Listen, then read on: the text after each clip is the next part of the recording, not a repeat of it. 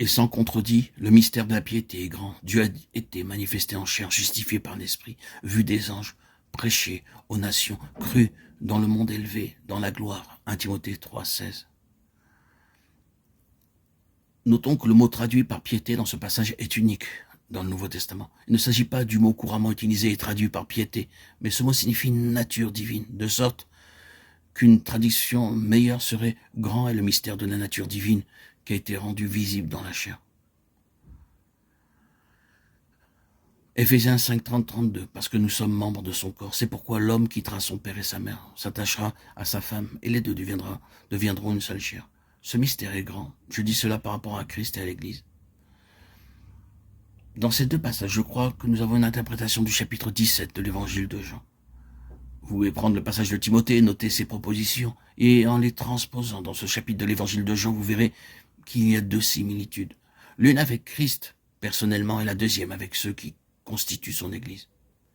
La nature divine a été manifestée en chair. Nous n'avons pas besoin de passer beaucoup de temps pour appliquer cette phrase à Christ.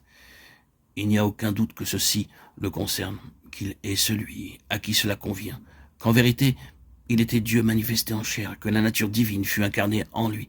Jean 17 fait allusion à ce fait de manière très absolue. Ils ont cru que tu m'as envoyé. Verset 8. Puis Jean 17 transpose ces choses dans l'Église, et quoique cela ne soit pas le plein développement donné ultérieurement par les écrits du Nouveau Testament, lorsque le Saint-Esprit viendrait pour révéler toute la vérité, cela suggère clairement la vérité qui est sur le point de s'accomplir. Nous pouvons même dire que cela introduit cette vérité, moi, en eux, au verset 23. Cela indique clairement une compagnie constituée comme un organisme, comme un corps, duquel ils sont les premiers membres, ce noyau auquel d'autres doivent être constamment ajoutés par la proclamation de l'Évangile. Prenant leur place dans le corps ainsi formé, ceux qui croient deviendraient à leur tour le vase du témoignage, l'incarnation de sa personne.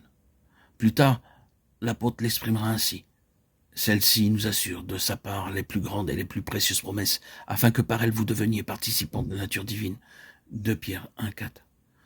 Tandis qu'il y a, et qu'il y aura toujours une séparation, une division, une distinction entre cela et quelques suppositions quant à nous d'être ainsi déifiés et d'avoir part à la déité, il ne reste pas moins vrai que la grande et merveilleuse réalité à laquelle nous sommes tous appelés de former un corps dans lequel Christ habite. Oui, ce Christ dont il est dit que la nature divine fut manifestée en chair.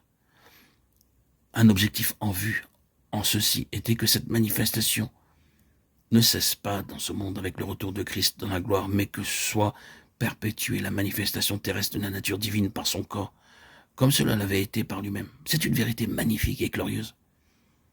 C'est un appel merveilleux.